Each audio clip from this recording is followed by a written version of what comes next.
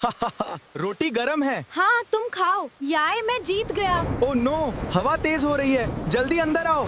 Mummy.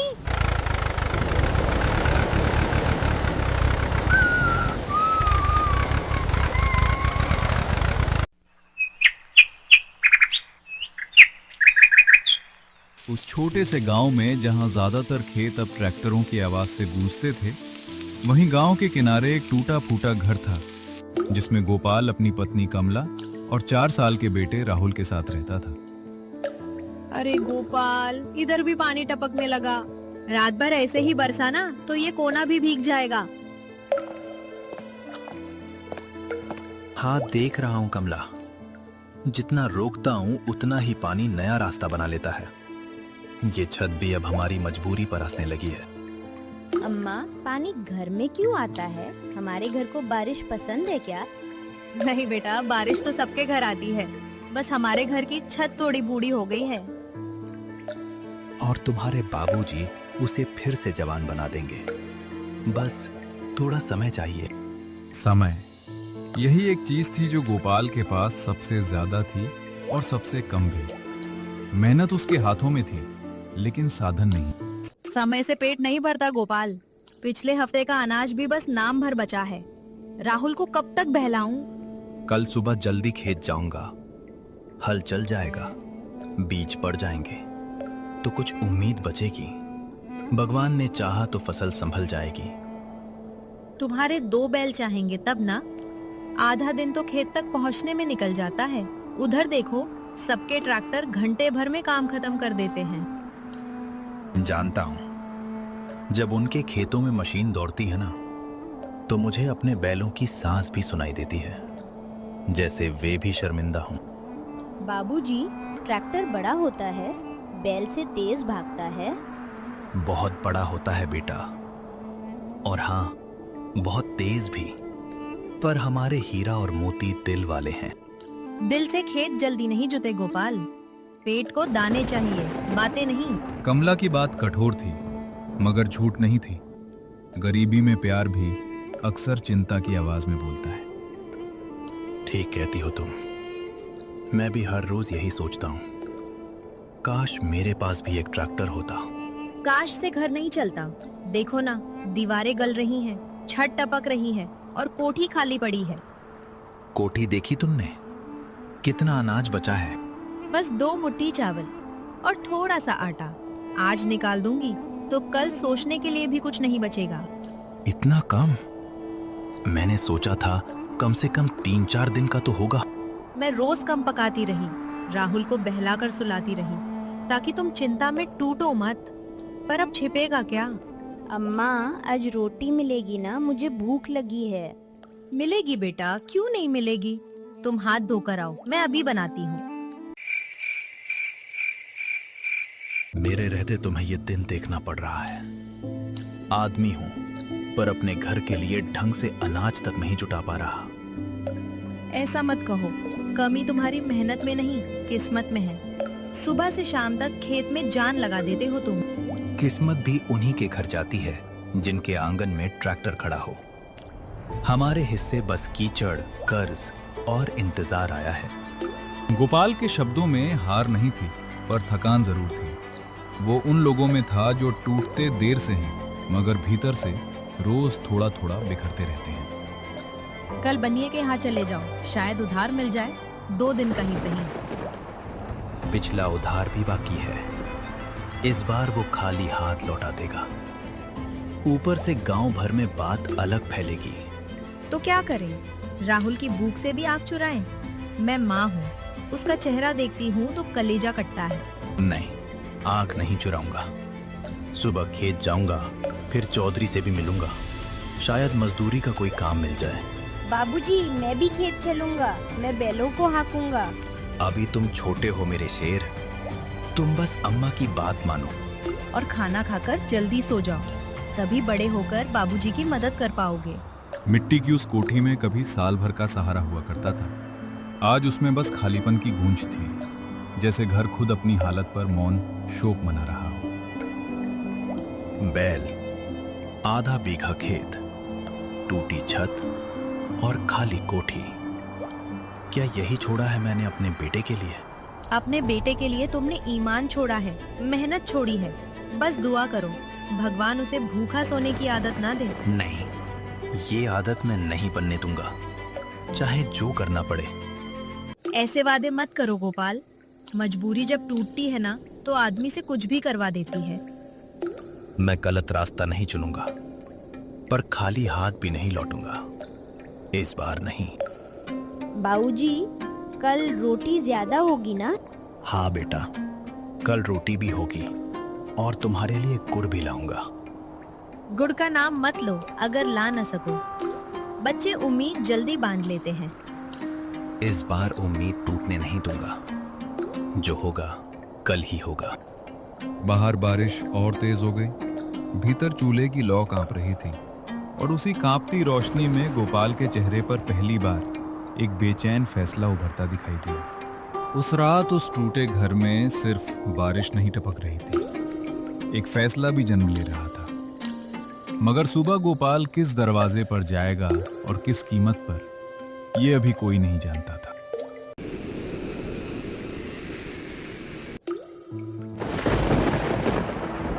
कमला, जरा फिर से देख, शायद नीचे कुछ और बचा हो।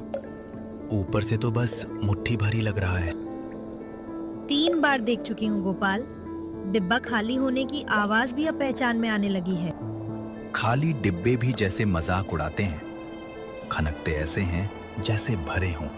मजाक मत करो, दिल और बैठ जाता है।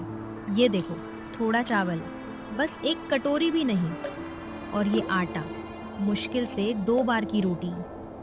कमला की उंगलियां दानों को गिन नहीं रही थीं, जैसे हर दाने से एक दिन, एक सांस, एक उम्मीद नाप रही थी। गोपाल चुप बैठा था, लेकिन उसकी आंखें हर कण पर अटक रही थीं। अगर आज रात पतली खिचड़ी बना ले और कल सुबह राहुल को रोटी का छोटा टुकड़ा दे दे, तो शायद कल शाम तक निकल जाए। निकल जाए, बस यही तो रह गया है हमारे हिस्से में। जीना नहीं, बस किसी तरह निकल जाना। ऐसा मत कहो कमला, मैं हूं ना, कुछ न कुछ कर लूंगा। यही बात तुम हर बार कहते हो और मैं हर बार मान भी लेती हूँ, पर भूख मानने से नहीं रुकती गोपाल। बच्चे का पेट दिलासा नहीं समझता। धीरे बोलो, कहीं जाग न जाए। सोया है तो कम से कम भूख थोड़ी देर भूल जाएगा। माँ होकर यही चाह रही हूँ कि मेरा बच्चा सोया रहे, ताकि उसे भूख याद ना आए। इससे बड़ी लाचारी क्या होगी? छत से गिरती बूंदें जैसे उनकी बातों पर मुहर लगा रही थी। हर टपकती बूंद कह रही थी, समय कम है, अनाज कम है और सब्र उससे भी कम। सुनो, सुबह होते ही मैं निकलूंगा। किसी से काम मांगूंगा, उधार मांगूंगा, बैलों के साथ खेत जोतने जाऊंगा। जो होगा करूंगा।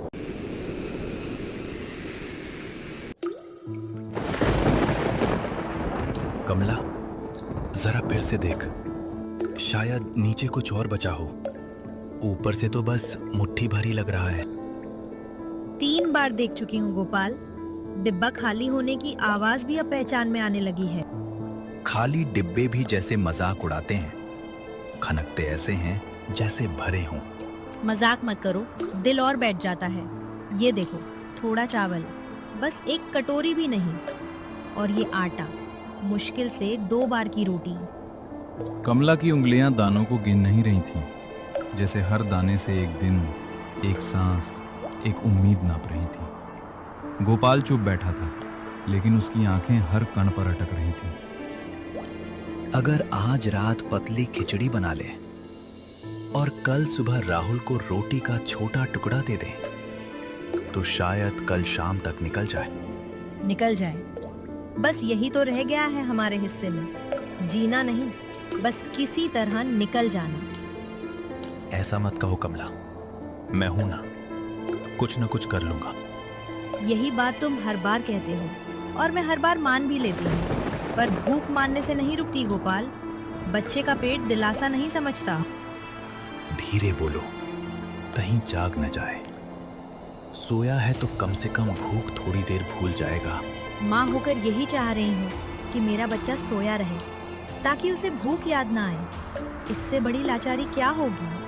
छत से गिरती बूंदें जैसे उनकी बातों पर मुहर लगा रही थी। हर टपकती बूंद कह रही थी समय कम है, अनाज कम है और सब्र उससे भी कम। सुनो, सुबह होते ही मैं निकलूंगा, किसी से काम मांगूंगा, उधार मांगूंगा, बैलों के साथ खेत जोतने जाऊंगा, जो होगा करूंगा। किसके पास जाओगे? गांव में सबको पता है तुम्हारी हालत। जिसके पास ट्रैक्टर है उसे तुम्हारे बैलों की जरूरत नहीं। जरूरत आज नहीं तो कल पड़ेगी। मिट्टी सबकी एक जैसी है। खेत आखिर बैलों से भी जोते जाते हैं। खेत जोते जाते हैं, हाँ, मगर लोग अब दिल नहीं जोतते। किसी के आंगन में जाओगे तो पहले तुम्हारी गरीबी देखेंगे, मेहनत नहीं। तो क्या करूं? बैठे बैठे राहुल को भूखा देखूं? नहीं, ये भी नहीं देख सकती। बस डर लगता है कहीं तुम किसी के आगे हाथ फैलाओ और वो तुम्हें झुका दे। हाथ फैलाने नहीं जाऊंगा। काम मांगूंगा, मेहनत मांगूंगा, भीख नहीं। गोपाल के शब्द मजबूत थे, पर भीतर एक डर चुपचाप सिर उठा चुका था। उसे पता था, भूख आदमी से वो भी कहलवा देती है जो वो कभी सोचना भी नहीं चाहता। चलो, जो है उसे समेट देती हूँ। सुबह तक राहुल को कुछ पूछने मत देना, उसकी आंखें देखी नहीं जाती। मैं जागता रहूंगा, बारिश भी देखूंगा और सोचूंगा किस दरवाजे पर जाना है।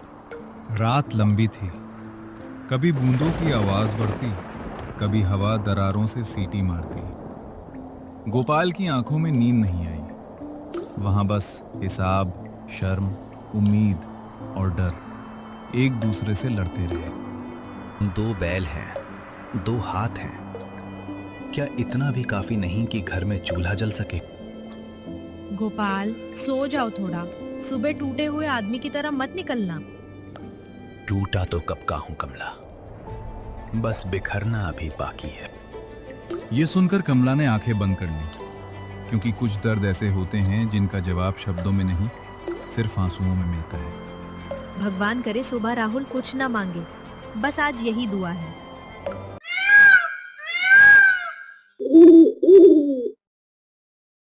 अम्मा, भूख लगी है, रोटी है क्या?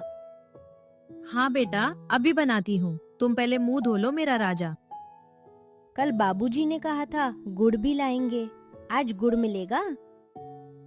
मिलेगा बेटा, पहले तुम हंसो तो सही। तुम्हारी हंसी से ही तो घर मीठा हो जाता है। नहीं, मुझे सच वाला मीठा चाहिए। पेट में चूहिया दौड़ रही है। बस 2 घड़ी, मैं चूल्हा सुलगाती हूँ। आज पैर पीछे नहीं खींचने हैं, चाहे चौखट पर खड़ा रहना पड़े, पर खाली हाथ घर नहीं जाना। अरे गोपाल, इतनी सुबह और हाथ में हल बैल? इस कीचड़ में बैलों से कैसे जुताई करोगे? चौधरी साहब, मैं भीख मांगने नहीं आया, बस हाथ जोड़कर काम मांगने आया हूं। आपके बड़े खेत का जो कोना ट्रैक्टर के लिए तंग है, वहां मेरे हीरा मोटी पूरा दिन जान लगा देंगे। बस थोड़ा सा अनाज और मेरे राहुल के लिए थोड़ा गुड़ दे दीजिए। मेरी मेहनत गिरवी रख लीजिए साहब। गोपाल, तुम्हारी मेहनत पर कभी किसी को शक नहीं रहा। कल रात की बारिश से मेरे ट्रैक्टर का टायर दलदल में फंसा है। मुझे आज ही अपने ऊंचे वाले खेत में बीज डालने थे और वहां सिर्फ तुम्हारे बैल ही काम आ सकते हैं। मुझे तुम्हारी जरूरत है गोपाल।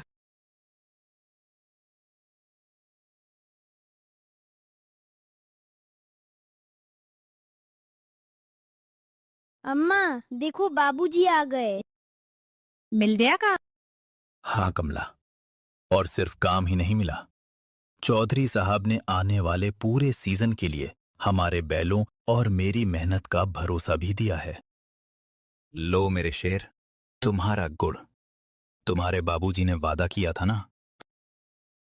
बाबूजी, ये तो बहुत मीठा है। अब पेट की चुईया भाग गई। उस रात भी टूटी छत से पानी की 1-2 बूंदें टपक रही थीं, मगर इस बार उनकी आवाज में लाचारी नहीं, बल्कि चूल्हे पर पकती रोटियों और राहुल की हंसी का संगीत था। क्योंकि उम्मीद की जो लौ गोपाल ने जगाई थी, उसने घर के अंधेरे को हमेशा के लिए हरा दिया था।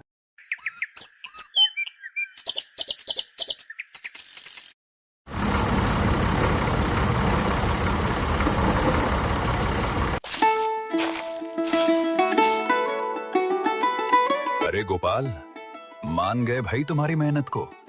पूरे गांव में इस बार सबसे शानदार फसल तुम्हारी ही दिख रही है। लोग सच कहते थे, मिट्टी में बैल का हल चले या ट्रैक्टर का, रंग तभी आता है जब किसान का पसीना उसमें मिलता है। ये सब आपकी बदौलत है चौधरी साहब। अगर उस मुश्किल रात के बाद आपने मुझे काम और भरोसा न दिया होता तो शायद आज मैं अपने पैरों पर खड़ा नहीं हो पाता। अरे नहीं गोपाल, हकदार तुम अपनी मेहनत के हो। सुनो, इस बार मंडी में अनाज बेचने मैं खुद जा रहा हूं। तुम भी अपना सारा अनाज निकालो, मेरी ट्रॉली में ला दो। दोनों भाई साथ चलेंगे और तुम्हारी फसल का सही दाम दिलवाऊंगा।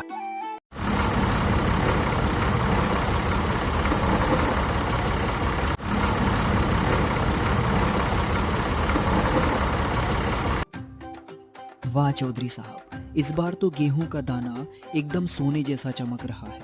ऐसा अनाज पूरे इलाके में किसी के पास नहीं है। कौन है इसका मालिक? ये हमारे गोपाल भाई की मेहनत का फल है। बताओ सेठ, क्या भाव दे रहे हो? इस क्वालिटी के लिए मैं बाजार से 5 रुपए ऊपर का भाव दूंगा।